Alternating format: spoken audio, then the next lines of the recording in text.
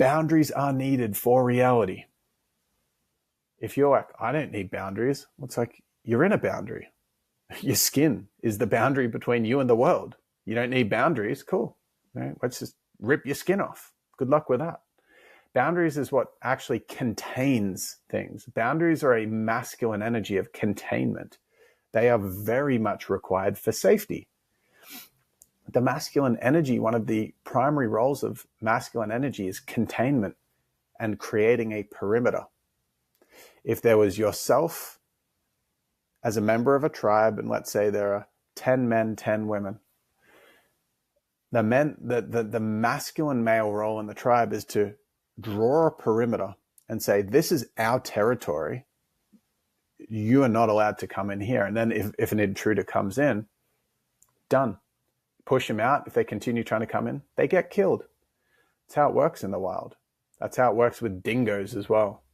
Dingoes have a territory, and they use their masculine perimeter creating quality of setting boundaries. When they have offspring, it's about 6 pups they'll keep. The dingo pack's about 15, 16. The offspring that once they're fully grown, after 6 months, they are fully grown. If they don't leave the perimeter, then they kick them all out. If they don't leave the pack, the boundary, if they're even 1 foot in the boundary, they get killed. Welcome to the real world.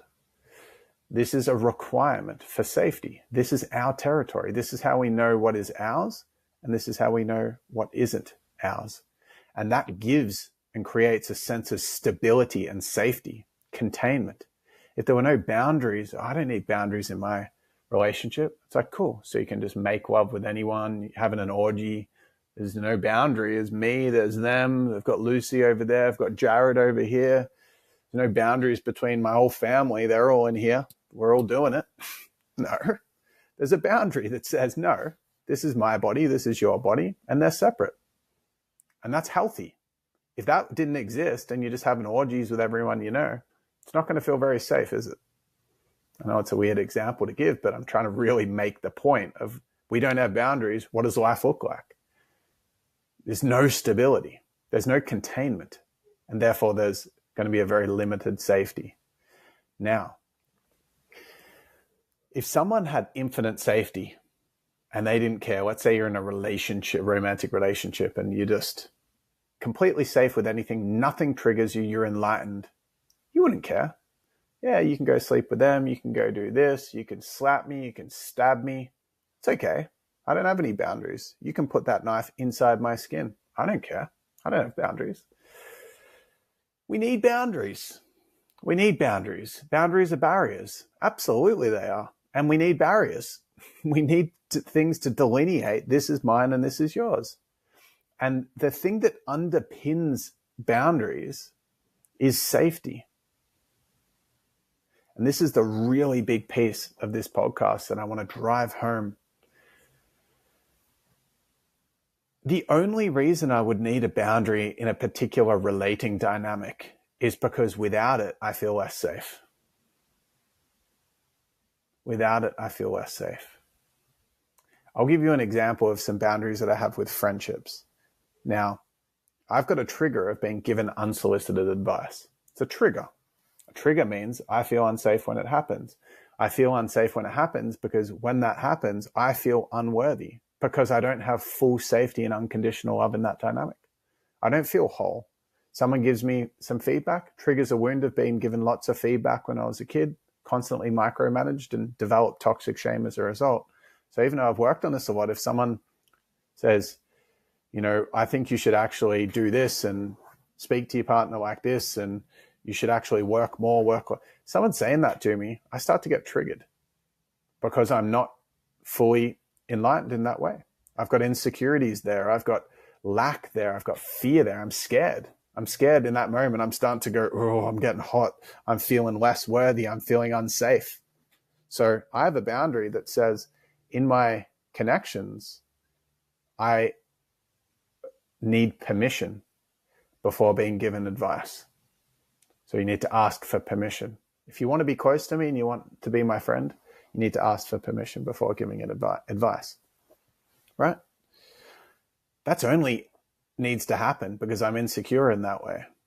If I was completely felt safe and solid in who I was, the boundary wouldn't even be a requirement, wouldn't even be needed. Yeah. So all boundaries are there for insecurities. And there's nothing wrong with that.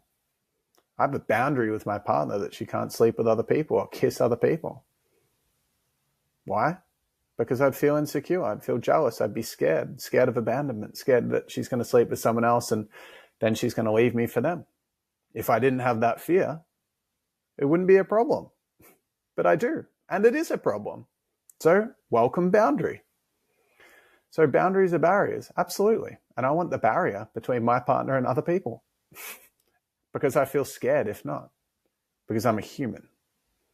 And so part of boundaries that is powerful is honoring our humanity, honoring our fragility, our fears, our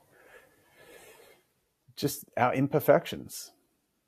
And for such a long period of time, because I was insecure and I had a lot of pleasing and insecurities around other people and just in general, I would constantly be questioning my boundaries. If I was to say to someone, hey, just so you know, that's not okay it's not okay for you to speak to me like that. Yeah, I'm going to set a boundary here. Just pause. I wouldn't be able to do that because I didn't know, is that okay that I said that? That's really mean. Am I a bad person? Was that uncool? Is that unhealthy to say that? Are they not going to like me? What if they yell at me? And so because I had this insecurity that was underpinning my capacity for boundaries, then I didn't have my nervous system and my inner child didn't have an inner knowing that life was safe around other people. Because I didn't even know if someone does something and I feel unsafe, I don't even know if it's okay for me to set a boundary, let alone set it. Then maybe if I get really triggered, I just lash out and be like, hey, you shouldn't have done that. Now all of a sudden I'm condemning someone else because I don't know how to keep myself safe.